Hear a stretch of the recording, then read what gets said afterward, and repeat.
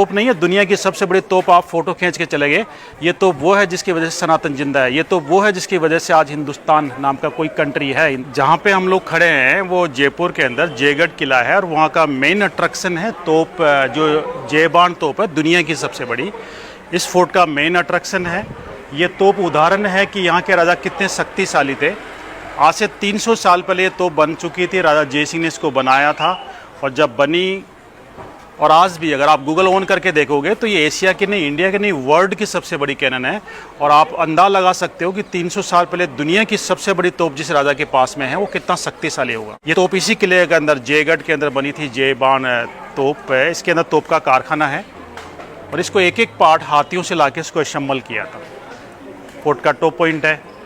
एक एक पार्ट हाथियों से लाके इसको असेंबल किया क्योंकि इतनी भारी तोप का इसका वजन है 50 टन, 50,000 किलो। इसको लड़ाई में लेना पॉसिबल नहीं था, इसलिए एक एक पार्ट इसको लेके आए यहाँ पे। सबसे ऊंची जगह बनाई इसके लिए और यहाँ पे इसको असेंबल किया। असेंबल करने के बाद जब इसको ट्रायल के लिए फायर किया था, 35 किलोमीटर दूर जाके इसका बुलेट लैंड हुआ था। 35 kilometre aerial distance. By road वो जगह यहाँ से 65 किलोमीटर फार है।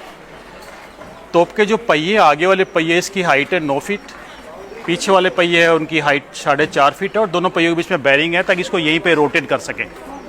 रोटेट करने के लिए इसमें 4 हाथी लगते थे। हाथी बांधने के लिए इसमें 4 हुक है। एक ये है, एक उस साइड में, 2 आगे हैं ताकि 4 हाथियों से इसको यहीं पे रोटेट करके कहीं भी फायर कर सकें।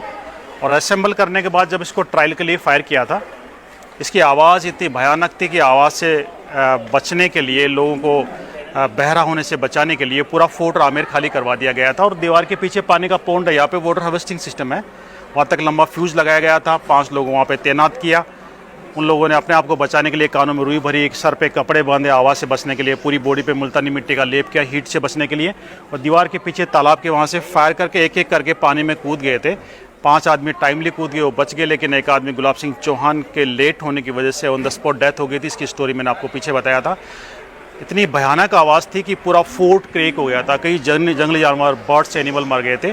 35 किलोमीटर एरियल डिस्टेंस पे जाके इसका बुलेट लैंड हुआ था। Aerial distance 35 kilometre. By road वो जगह यहाँ से 65 किलोमीटर फार है। चाकसू करके एक जगह है, NH नंबर 12, हाईवे नंबर 12 पे चाकसू करके एक जगह है जहाँ पे जाके इसका बुलेट लैंड हुआ था। गोला नहीं था वो, गोले से ब्लास्ट होकर तालाब नहीं बन सकता।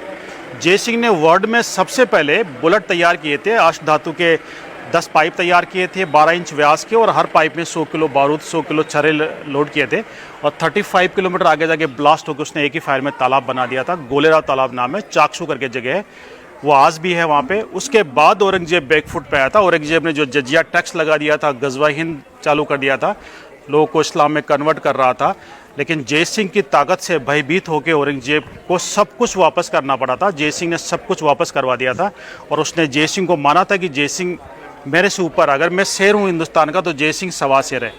ये सवा शेर हिंदुस्तान का टाइटल मिलने के बाद ही यहाँ के राजा नाम से पहले सवाई लगाते हैं, लाइक सवाई जय सिंह, सवाई भवानी सिंह, सवाई मान सिंह।